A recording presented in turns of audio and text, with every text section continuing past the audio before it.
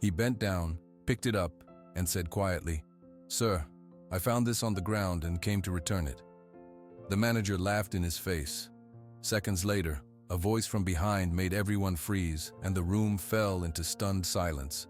Subscribe to the channel, leave your like, and comment where in the world you're watching from, because now I'm gonna tell you everything. The phone buzzed in his pocket. "Kai, honey, I'm so sorry. My shift ran late. Can you wait another 45 minutes? His mom's voice was a tired sigh. "It's okay, Mom. The walk is good for me, really," Kai said. He pulled his thin yellow hoodie tighter. The air conditioning in the Oak Hill Mall felt like winter. "You're the best. I'll be there as fast as I can. Get a soda if you want, okay?" "I'm fine. See you soon." He put the phone away.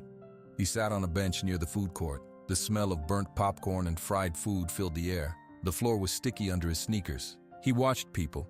A family argued over pizza. A group of loud teenagers shared a huge order of fries. Everyone was busy. Everyone had somewhere to be. Kai just had to wait. He put his hands in his pockets. His fingers found the smooth, worn stone he always carried. He rubbed it with his thumb. It helped him think. He thought about his mom driving here after a 12-hour day at the hospital. He thought about the quiet apartment waiting for them. His eyes moved over the floor. That's when he saw it. Near a messy table with empty trays, something brown lay on the dirty tiles. It was a wallet. A fat, brown leather wallet. Kai stood up and walked over. He picked it up. It was heavy. He looked around. No one was searching the floor. No one was looking at him. He opened it. Inside were rows of crisp $100 bills. Lots of them. There were shiny credit cards and a driver's license. He pulled the license out. It showed a serious-looking man with silver hair. The name read, Silas Harrington. The address was somewhere fancy. Kai's heart beat fast. This was more money than his mom made in a month. He could slip a bill out, just one. No one would know. He could buy a thick jacket. He could buy his mom dinner so she didn't have to cook. He closed his eyes for a second. He saw his mom's face. He heard her voice. Asterisk. "We do the right thing, Kai, even when no one is watching." He snapped the wallet shut. He needed to find the owner, the man on the license, Silas Harrington. But how? The mall was huge. He could give it to a security guard. But what if the guard kept it? Kai felt a small panic. He needed an adult in charge, someone with a name tag. His eyes went to the biggest, brightest store in the court, Electro World. It sold phones and computers. The manager there would know what to do. They could call the man on the license. They could help. Kai held the heavy wallet tight. He walked toward the bright lights of the store. The cold air from its doors bit through his hoodie. He stepped inside, the noise of the food court fading behind him. He just had to find the manager, give them the wallet, and go back to his bench. It was simple. He walked up to a woman with a blue Electro World shirt. "Excuse me? I need to see the manager, please. I found something." The woman looked him up and down. She gave a small shrug. "Sure, wait here." She walked away. Kai stood alone near the entrance. He clutched the wallet. He could still turn around. He could leave it on a counter and walk away. But that wasn't right either. He had started this. He had to finish it. A man came walking toward him. He wore a sharp, dark suit. His face had a cold, stiff look. His name tag said, Mr. Damon Briggs, manager. "Yes, what is it?" Mr. Briggs said. His voice was impatient. Kai took a deep breath. He held out the fat brown wallet. His voice came out quiet but clear. "Sir, I found this on the ground and came to return it." Mr. Briggs did not take the wallet. He looked at it. Then he looked at Kai. His eyes moved from Kai's worn sneakers, up his old jeans to his thin yellow hoodie, and finally to his nervous face. "You found it," Mr. Briggs said. It was not a question. "Yes, sir. On the floor by the food court tables," Kai said. He held the wallet out further. Mr. Briggs took it slowly. He opened it. His eyebrows went up a little when he saw the money. He flipped through the cards, stopped at the driver's license, and then looked back at Kai. A cold, slow smile appeared on his face. "Oh, I see," Mr. Briggs said, his voice louder now. A few employees stocking shelves nearby glanced over. Kai felt a twist of worry in his stomach. "I just wanted to return it to the right person," he said. Mr. Briggs let out a single sharp laugh. "Ha!" He held the wallet up for his employees to see. You hear this? The kid says he just wants to return it. He looked back at Kai. He pitched his voice high, mocking Kai's quiet tone. Oh, sir, I found this on the ground and came to return it. The imitation was cruel and silly. Kai felt his face get hot. He looked at the floor. Trying to look like a good kid? Mr. Briggs asked, his normal voice returning, hard and loud. Is that it? You bring me a wallet full of cash so I'll pat your head and say, what a good boy? No, sir, Kai whispered. His throat felt tight. You expect me to believe you didn't peek inside? Mr. Briggs stepped closer. A wallet this fat? You didn't think about taking a little reward for yourself first? I didn't take anything, Kai said, forcing the words out. He wanted to explain about his mom, about the right thing, but the words were stuck. Sure you didn't, Mr. Briggs said. He turned to a young woman employee who was frozen, holding a box of cables. Amanda, what's your take? Kid finds a wallet with, let's see, must be over $1,000 in here. And he's just a little saint? Amanda looked at Kai, then at her manager. She gave a weak, nervous smile and shrugged, looking back at her box. Mr. Briggs turned his cold smile back to Kai. See? People know how the world works. You probably took a bill or two, thought no one would notice. Then you bring it to me to cover your tracks. Make yourself the hero. Kai's whole body burned with shame. He shook his head, but no sound came out. He wished he had never seen the brown leather on the floor. He stared at a black scuff mark on the shiny white tile. Cat got your tongue? Mr. Briggs sneered. Or just feeling guilty? Kai gripped the stone in his pocket so hard it hurt his fingers. He was frozen. The bright lights of the store felt like they were blinding him. The laughter from the employees was soft, but he heard it. It was the worst sound in the world. Then, a new voice cut through the noise. It was calm and clear, and it made everything stop. That is my wallet. Mr. Briggs's mocking smile vanished. His head snapped toward the entrance. Everyone turned. A tall man with a full head of silver hair stood just inside the Electro World doors. He wore a simple, well-made suit. He stood very still. His sharp blue eyes were fixed on Mr. Briggs's hand, which still held the brown wallet. The air in the store changed completely. The employees suddenly became very busy with their tasks. Amanda ducked behind a shelf. Mr. Briggs's face lost all its color. Mr. Harrington? He stuttered. Silas Harrington, owner of the Oak Hill Mall, walked forward. He did not hurry.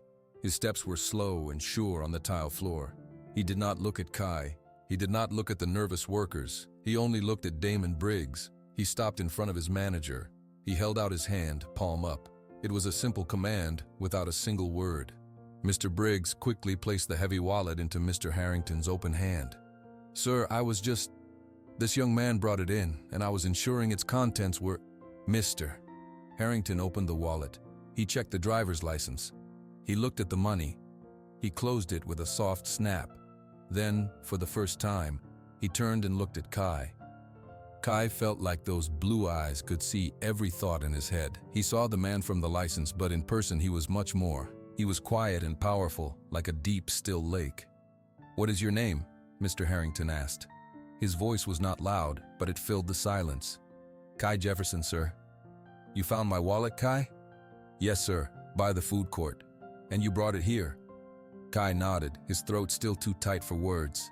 Mr. Harrington studied him for another long moment. He saw the old hoodie, the red, ashamed face, the way the boy stood perfectly still. He saw everything. Thank you, Mr. Harrington said. The words were plain, but they felt heavy and real. Your honesty is rare. He then turned his gaze back to Damon Briggs. He did not yell. He did not need to. The look in his eyes was a verdict. It was a promise. It said the conversation about this moment was not over. It was just beginning. Without another word, Silas Harrington slipped his wallet into his pocket, gave a final small nod to Kai, and walked out of Electro World. The store was dead quiet. The hum of the refrigerators where they kept phones seemed suddenly very loud. Mr. Briggs was pale. He pulled a cloth from his pocket and began to clean his glasses over and over. He would not look at Kai. Kai did not know what to do. The moment was broken, but the shame still clung to him like a smell. He just turned and walked out, back into the noise of the food court, leaving the bright, cold lights of the store behind. He did not look back. Kai sat back on the cold bench, the wallet gone, but his face still warm. He stared at his hands. The silence from Mr. Harrington felt louder than Mr. Briggs's laugh. He replayed it all in his head. He should have said more. He should have walked away sooner. Kai? He looked up. His mom, Linda, was rushing toward him. Her nurse's scrubs were wrinkled. She looked tired, but her eyes were worried. She sat next to him. "Honey, what's wrong? You look upset." "It's nothing," Kai said automatically. He rubbed the stone in his pocket. "Kai Jefferson, I know your face. Tell me." So he did. The words tumbled out quietly. The wallet, the money, the manager's mean laugh, the tall man who owned the mall. He told her about the hot shame and how he couldn't move or speak. His mom listened. When he finished, she put an arm around his shoulders. "You did the right thing, the only thing. That manager is a small, bitter man. And the owner, he saw you. He saw the truth. Hold on to that." "I just feel stupid," Kai mumbled. "You're not stupid. You're good. And in the end, he knew it. Let's go home." A week later, in a quiet office on the top floor of the mall, Silas Harrington sat behind a large desk. A woman named Miss Alvarez from Human Resources sat across from him. A file was open between them.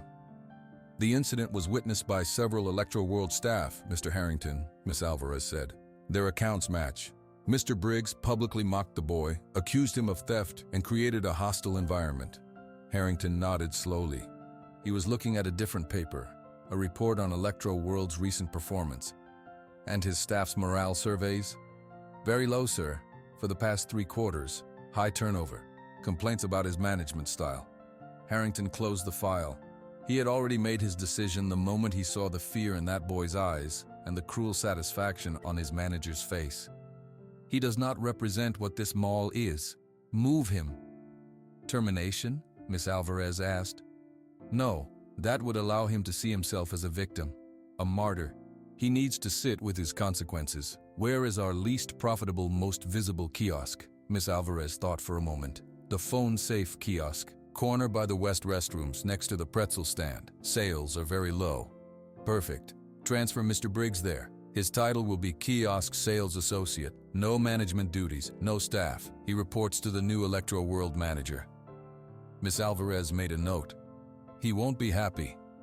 "That is the point," Harrington said, his voice calm. "See that it is done today." That afternoon, Damon Briggs stood at his new post. The kiosk was a tiny metal island covered with racks of brightly colored plastic phone cases and screen protectors. The smell of hot fake cheese from the pretzel stand next door was overwhelming. His suit felt ridiculous here. A young man from mall operations had just finished explaining the simple cash register to him as if he were a child. "Any questions?" the young man asked. Briggs just glared. The young man walked away quickly.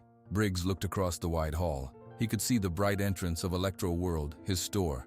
Through the glass, he saw Amanda talking with a customer. She was smiling. A new man in a suit, his replacement, walked the floor pointing at something. Everything had been taken from him. His face burned hotter than it ever had. The shame was a physical pain in his chest. He remembered every second, the kid's quiet voice, the wallet, then Harrington's face, that look. It hadn't been anger. It had been dismissal, like he was a piece of trash on the floor of his own store. A woman with 2 small children approached his kiosk. "Do these fit the latest Apple phone?" she asked, holding up a sparkly case. Briggs forced his mouth into a tight line. "The packaging says what it fits," he said, his voice flat. The woman frowned, put the case down, and walked off. He didn't care. He watched people stream toward the food court, toward the big stores. No one looked at his kiosk. He was in a corner, forgotten, put out with the trash. His hands clenched into fists on the counter. It was that kid's fault, all of it. If that boy had just kept the wallet or turned it into some stupid security guard, none of this would have happened. Harrington would never have walked in. He would still be in his office, in his suit, managing his store. Now he was here, surrounded by the smell of greasy pretzels and cheap plastic. The slow, humiliating minutes ticked by. Every laugh from the food court felt like it was aimed at him. Every glance from a passing shopper felt like pity. He was a manager. He had worked for 25 years. and a kid in a yellow hoodie had destroyed it with one act of so-called honesty. The bitter thought took root, growing thorns in his mind. This was not his failure. It was a punishment delivered by a meddling kid, and as he stood there in the smell of fake cheese, Damon Briggs decided he would not be the only one sitting with consequences. The phone call came on Saturday morning. Kai's mom handed him the phone, her eyes wide. "Hello? Kai Jefferson? This is Silas Harrington." Kai's grip tightened on the phone. "Yes, sir. I've been thinking about our meeting. Honesty should be recognized. How would you like a job here at the mall? Weekends only, 2 hours each day.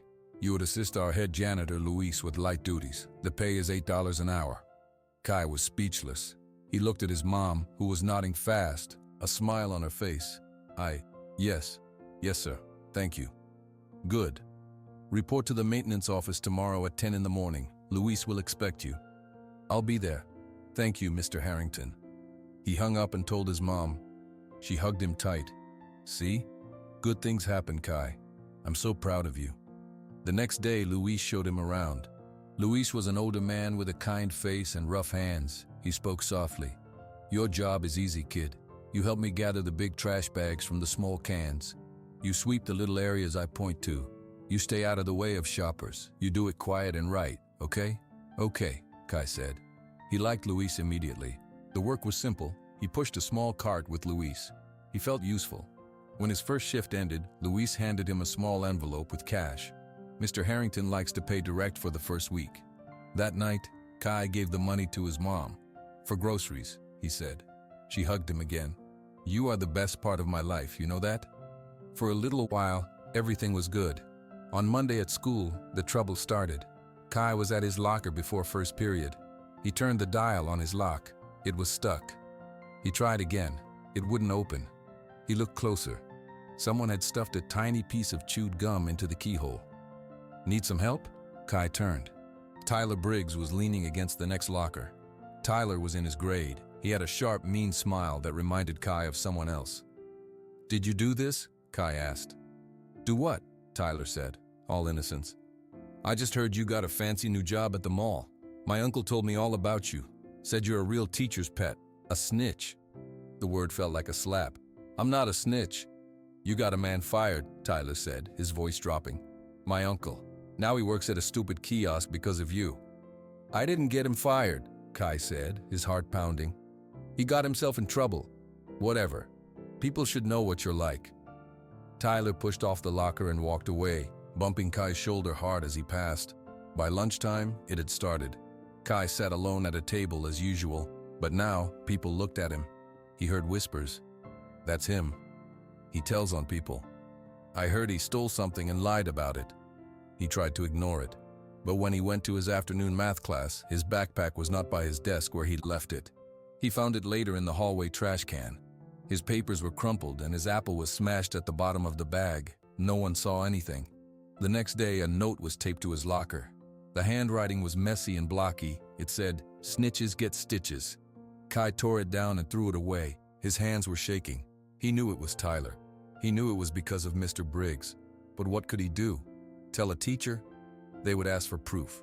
He had none. It would just make Tyler angrier. He decided to say nothing. He cleaned his backpack. He picked the gum out of his lock with a paperclip. He did his homework. He went to his weekend job with Luis. Luis noticed he was quiet. "Everything okay, kid? School trouble?" "It's fine," Kai said. He didn't want to drag Luis into it.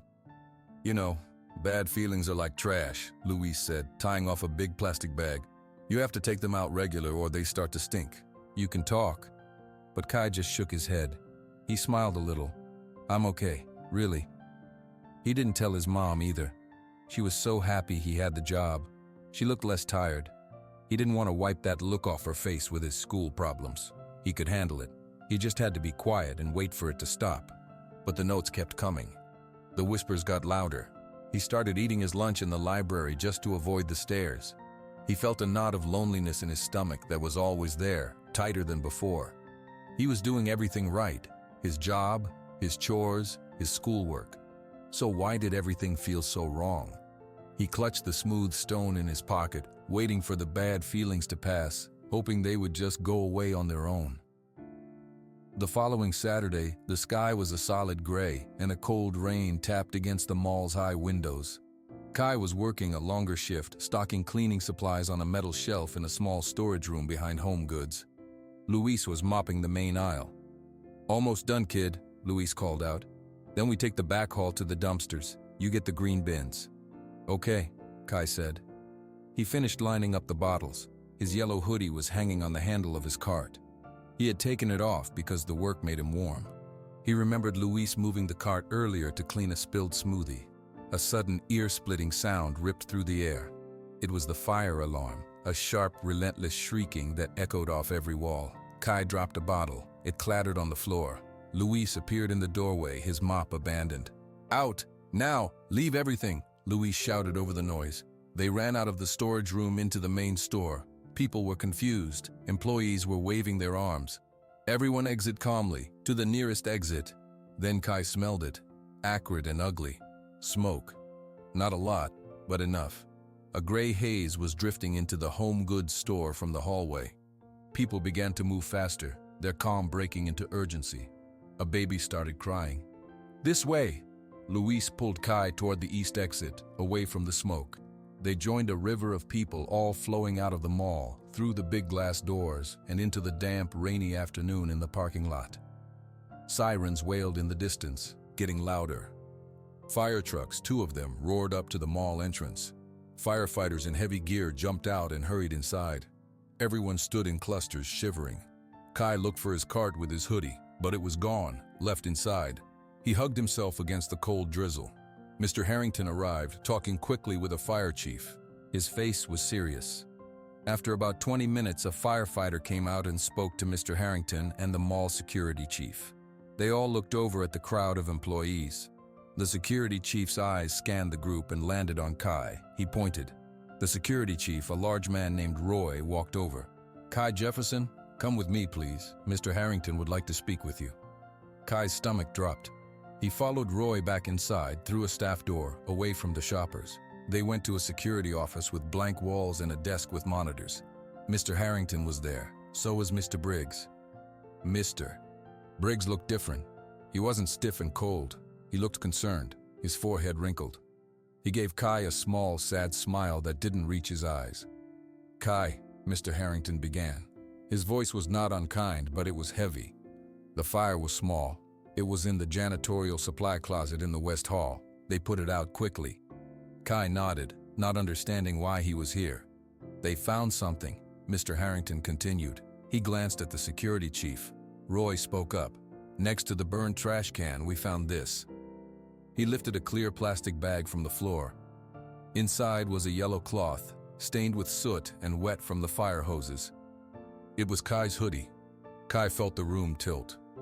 That's mine, but it was on my cart. Luis had the cart. We were in Home Goods." Mr. Briggs let out a soft sigh. He shook his head. "I didn't want to say anything. I really didn't." He looked at Mr. Harrington. "Sir, I've seen this young man hanging around that supply closet a few times on my breaks, just lurking. I thought he was just curious. Now I wish I'd said something sooner." Kai stared, his mouth open. "That's not true. I never go there. Luis tells me which areas to clean. I was with Luis the whole time." "The cart was found near the closet, son," Roy said, not unkindly. "And your garment was right by the point of origin." "But I didn't do it!" The words burst out of Kai, louder than he meant. He looked desperately at Mr. Harrington. "Sir, you have to believe me. My hoodie was on my cart. Luis moved the cart to clean a spill. Anyone could have taken it." Mr. Harrington's face was hard to read. He looked from the bagged hoodie to Kai's panicked eyes, then to Mr. Briggs's Biao Yan of concern.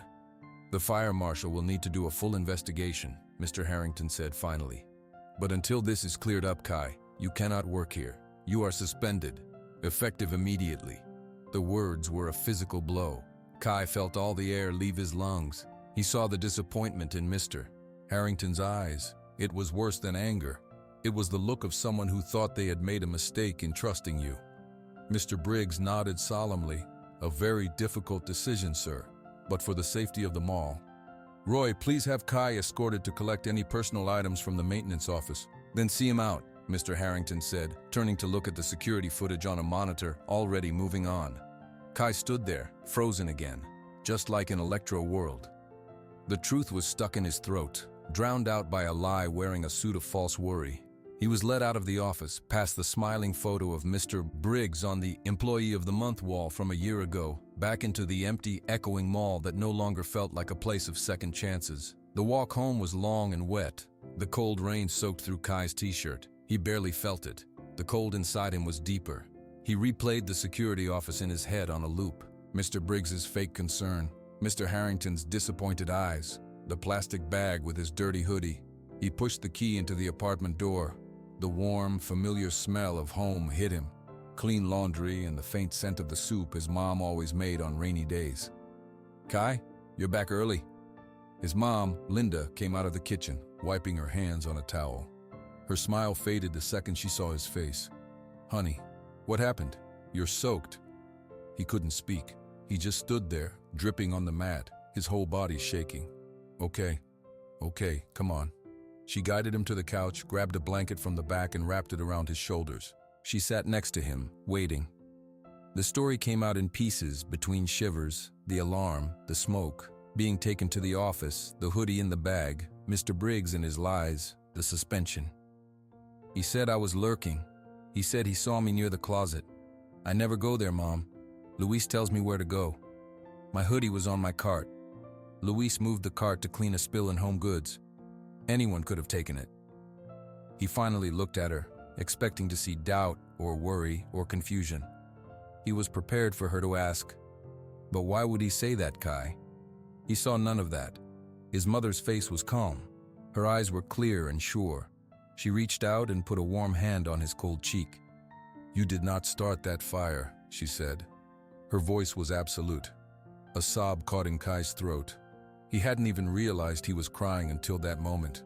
The tears were hot and messy. He leaned into her hand. "They don't believe me," he choked out. "Mr. Harrington, he looked at me like I tricked him." "Then he is wrong," she said simply. She pulled him into a tight hug. "Listen to me. You are my son. I know your heart. You found a wallet full of money and returned it. You are not a boy who starts fires. You are a boy who does the right thing, even when it's hard. That is the truth." She held him until his shaking stopped. Then she leaned back, keeping her hands on his shoulders. "Now, what are you going to do?" Kai sniffed, wiping his face with the blanket. "What can I do? No one believes me." "I believe you," she said, her voice firm. "That is where you start. You hold your head high.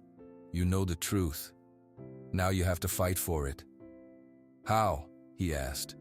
The word felt small. "Not with your fists," she said, as if reading his mind. "You fight with the truth, the same way you started this. You think. What do you know for sure?" Kai took a shaky breath. He thought, "I know my hoodie was on my cart this morning. I saw it. We started in the maintenance office. Luis pushed the cart out. I put my hoodie on the handle because I was warm." "Good. Where's the cart now?" "Security has it, I guess. It's evidence." He thought harder. The memory became clearer. Luis moved it, right before the alarm. A little kid dropped a smoothie. Luis pushed my cart out of the way so he could mop. He pushed it toward the entrance of Home Goods, near the big wall where the rugs are displayed. He left it there. We went to the back storage to get more cleaner. The cart was alone for a few minutes. "So someone could have taken your hoodie then?" his mom said. Kai nodded. "Yes. But who would believe that? It's just my word." "Then you find something better than your word," she said. "You find proof." Kai sat still, the blanket warm around him. The crushing weight of shame began to lift, just a little. It was replaced by a new feeling, a slow, steady burn of anger. Not a wild anger, but a clear one. He was tired of being quiet. He was tired of being made small. "Mr. Briggs is doing this," Kai said, the realization solidifying. "He's still angry about the wallet. He's using Tyler at school to bother me, and now he did this, to get me in trouble, to make me look bad." "Probably," his mom said. "But probably isn't proof either. You need to be smart." Kai looked at his hands, then at his mom's sure face. The fight was leaving him. He just felt so tired. Maybe I should just let it go. Find another job. His mom's gaze didn't waver. Is that what you want? To let a lie win? To let him take your good name away? No, it wasn't. He saw the yellow hoodie in the plastic bag.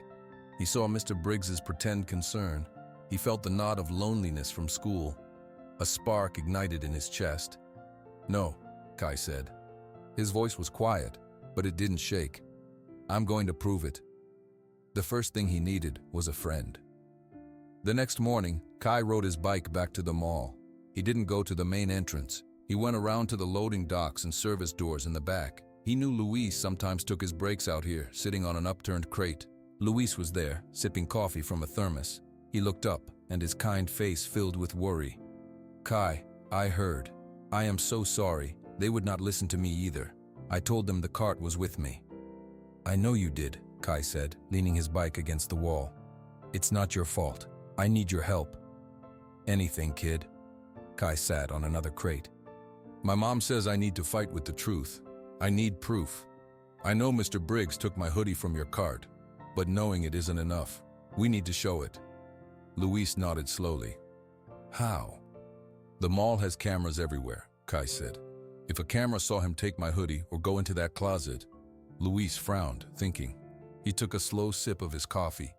The main hall cameras, they would see a lot, but the janitor closet is in a side hall, not a big area, I'm not sure. Is there a camera near that closet? Kai asked, hope tightening his chest. There is one, Luis said. He pointed a finger in the air. On the ceiling, maybe 20 feet from the closet door. But kid, he shook his head. That camera is broken. Has been for months. A bird flew into it last summer, messed up the wiring. They never fixed it. The security guys, they don't even watch that screen. The hope drained out of Kai as fast as it came. Of course, the one camera that could help was broken. So there's no proof, Kai said, his shoulders slumping. Luis was quiet for a long moment.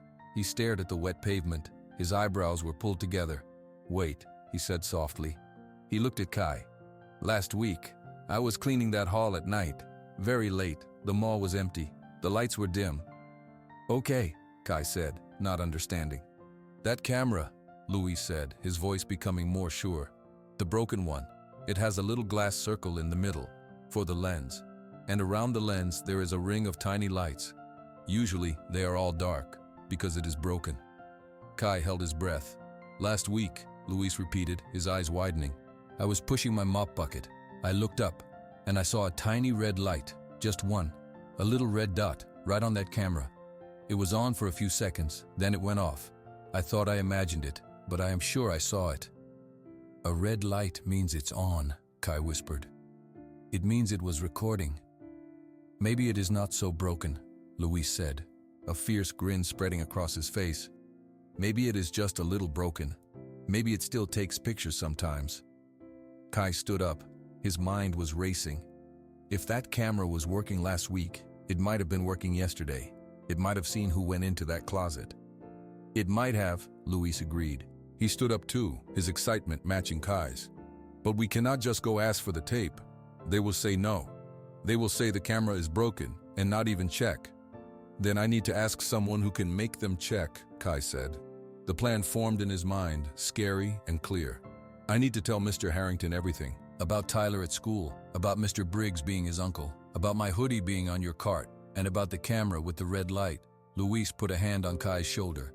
That is a big walk to that man's office. He did not believe you yesterday. I know, Kai said. The fear was there, a cold knot in his stomach, but on top of it was a new layer of determination. But I have to try. It's the only way. Will you come with me? To tell him about the camera? Luis shook his head. If I go, they will think I put you up to it, that we made a story together. This truth has to come from you, all of it. But I will be right here when you are done. Kai took a deep breath, looking from Luis's honest face to the tall back of the mall building.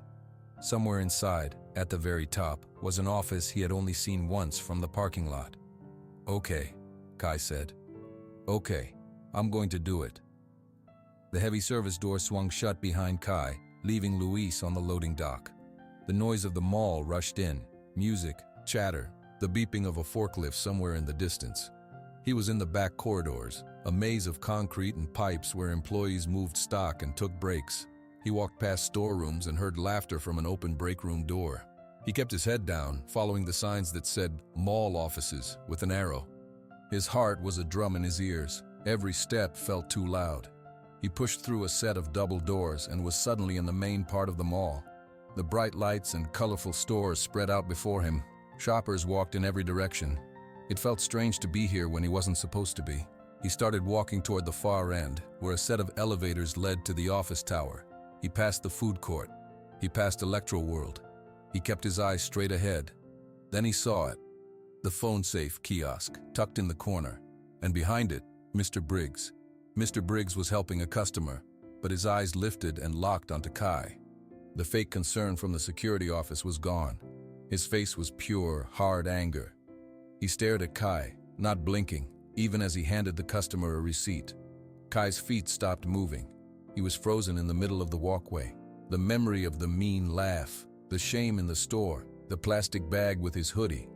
It all crashed over him again. Mr. Briggs gave him a slow, cold smile. It was a smile that said, "Asterisk, I won. You are nothing." For a few seconds, Kai believed it. He wanted to turn around. He wanted to run back to the service door and tell Luis he couldn't do it. But then he thought of his mom's face. "Asterisk, you hold your head high." He thought of Luis saying he saw a red light. He thought of the truth stuck inside him. Kai took a breath. He didn't smile back. He didn't look away. He just started walking again, his steps slow but steady, past the kiosk, past the smell of pretzels, past the man who wanted to ruin him. He didn't stop until he reached the polished brass doors of the office tower elevators. He pressed the button. The doors opened with a quiet ding. He stepped inside. It was silent and clean. He pressed the button for the top floor, the one marked PH Private Offices. The elevator rose. Kai watched the floor numbers light up. His hands were sweaty. He wiped them on his jeans. The doors opened into a small, quiet lobby. The carpet was thick and gray. A large desk sat in front of a window with a view of the parking lot. A woman with glasses looked up from her computer. "Can I help you?" she asked. She looked surprised to see a kid alone. "I need to see Mr. Harrington, please," Kai said. His voice sounded too high. "Do you have an appointment?" "No, Mom, but it's very important. It's about the fire yesterday. My name is Kai Jefferson." The secretary's expression changed. She knew the name. She looked uncertain. "Mr. Harrington is very busy. Please," Kai said. He tried to stand straight. "It will only take a few minutes. I have new information." The secretary looked at him for a long moment. She saw a kid in a damp t-shirt, scared but trying not to be. She picked up her phone, turned slightly away, and spoke softly into it. She listened, then nodded. She hung up. "You can go in. It's the double oak doors at the end of the hall." "Thank you," Kai said. He walked down the hall. The doors were big and dark wood. He could see his faint reflection in them. He looked small. He raised his hand and knocked 3 times. A voice from inside said, "Come in."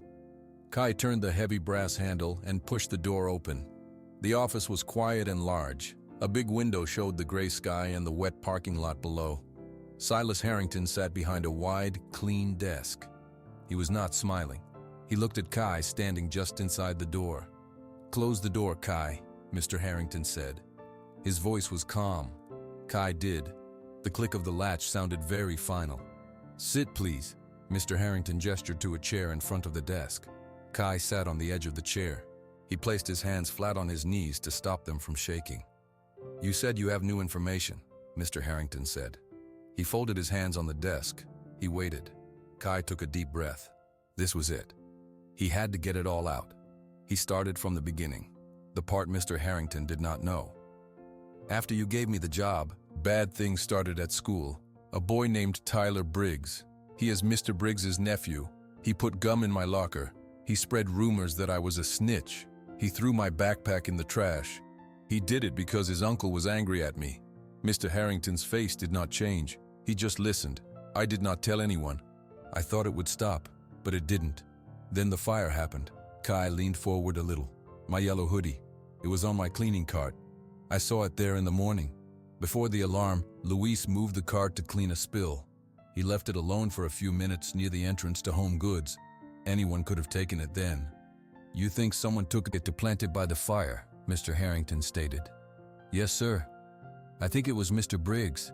He wanted to get me in trouble, to get back at me for the wallet. Kai's words came faster now. But that's just what I think. I have no proof, except there is a camera. Mr. Harrington's eyebrows went up just a fraction. The hall near the janitor's closet. The camera is broken. Luis doesn't think so, Kai said. Luis is the janitor. He knows the mall. He cleans that hall late at night. Last week he saw a small red light on that camera, just for a few seconds. A red light means it's on. It might have been recording yesterday. For the first time, Mr. Harrington moved. He picked up an old brass pocket watch from his desk. He didn't open it. He just held it in his palm, his thumb rubbing the metal. He looked at Kai for a long, silent time. You are accusing a man of a very serious crime, Mr. Harrington said finally, based on a rumor from a schoolboy and a possible red light seen by a janitor. Kai's heart sank. He sounded foolish. I know how it sounds, he whispered. It sounds like a desperate story, Mr. Harrington agreed. His blue eyes were sharp. But it is a specific story, and you came here to tell it. He put the watch down. He picked up his phone and pressed a single button. Send Roy in, and have the security system ready. He hung up. Kai sat very still. He didn't understand. A minute later, the security chief, Roy, came in. Sir? Roy, pull all archived footage from camera 14B, the one in the West Hall, near the janitorial supply closet. Time frame, from 3 o'clock yesterday afternoon to 3:30. Roy looked surprised. That's the broken one, sir. It doesn't record. Pull it anyway, Mr. Harrington said, his voice leaving no room for argument. Roy nodded and left quickly. They waited. No one spoke. Kai could hear the faint hum of the air conditioner. He watched the second hand on a wall clock sweep around in a slow circle. After what felt like an hour, Roy returned with the laptop. We got it, sir. The camera. It was on. It was recording. The feed is rough, but it's there. Play it, Mr. Harrington said. Roy set the laptop on the desk and turned it around. Kai stood up to see. The screen showed a grainy black and white view of the West Hall. The janitor's closet door was visible on the left. The timestamp in the corner read 3:07. They watched. People walked by, blurry and fast. Then at 3:12, the hall emptied after the alarm sounded. The screen was still. At 3:14, a man entered the frame from the right. He walked quickly, looking over his shoulder. In one hand, he held a small light-colored object. In the other, he held a bunched-up piece of yellow fabric. It was Mr. Briggs. Kai stopped breathing. On the screen, Mr. Briggs went to the closet door. He used a key. He opened the door just enough to slip inside. He was inside for less than a minute. When he came out, he no longer held the yellow fabric. He was stuffing the light-colored object, a small plastic lighter, into his pocket. He looked both ways, smoothed his shirt, and then walked quickly out of the frame, back the way he came. The timestamp read 3:15. Roy let out a low whistle. Well, Mr. Harrington said nothing. He stared at the now empty screen. His jaw was tight. When he finally looked at Kai, his eyes were different. The disappointment was gone. In its place was a deep, cold anger and something else, a profound respect. It seems, Mr. Harrington said, his voice very quiet, that you were telling the truth. Mr. Harrington's hand hovered over his desk phone. His eyes were still on the frozen screen. Roy, secure that footage. Make 2 copies. Then go to the kiosk by the West restrooms. Keep Mr. Briggs there. Do not let him leave. Do not speak to him. Yes, sir, Roy said, his face serious. He took the laptop and left the office. Mr. Harrington then picked up the phone. He dialed 3 numbers. Yes, I need to report a crime at the Oak Hill Mall. Arson and the framing of a minor. We have the suspect and clear video evidence. Yes, send officers to the main entrance. My security chief will meet them. He gave his name and hung up. He looked at Kai. The police are coming. You should wait here. Kai nodded. He sat back down, his legs feeling weak. It was over. The truth was on the screen. They waited in silence again. Soon the quiet was broken by the sound of faint sirens, then silence again. Mr. Harrington's phone buzzed. He listened. "Send them up." A few minutes later, 2 police officers entered the office with Roy. "Mr. Harrington, we have the suspect in custody downstairs. We'll need that video." "Of course," Mr. Harrington said. He handed a small drive to one officer. "The evidence is all there." He set a fire in a supply closet and planted an item to blame this young man. The officer looked at Kai. "You're the kid he framed?" "Yes, sir," Kai said. "You did the right thing, coming forward." The officer turned back to Mr. Harrington. "We'll take it from here. We may need statements later." The police left. The office was quiet once more. Mr. Harrington let out a long, slow breath. He looked older. He walked around his desk and sat in the chair next to Kai. He did not look like a powerful mall owner just then. He looked like a tired man who had been wrong. "Kai," he began, "I owe you a very large apology. I made a mistake. I saw the evidence they presented and I let it cloud my judgment. I dismissed you. That was wrong. I am sorry." Kai didn't know what to say. "It's okay," he mumbled. "It is not okay," Mr. Harrington said firmly, "but I will make it right. Your job is yours again if you want it, and it will come with a raise. Furthermore," he paused, "I would like to offer you something else. On Saturday mornings, before your shift with Luis, you will come to this office for 1 hour. I will teach you about this business, how it runs, how to lead, how to judge character better than I did yesterday." Kai's eyes widened. You want to teach me?" "I do. Honesty is rare. Courage to defend it is even rarer. Those are things you cannot teach, but I can teach you other things. Do you accept?"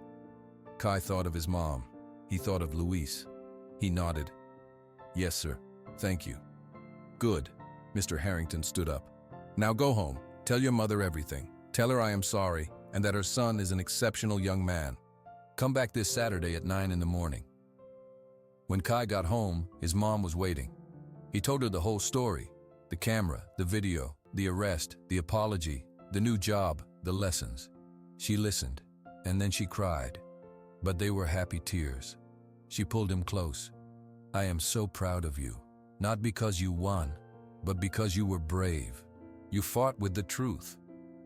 The next day at school, the whispers were different.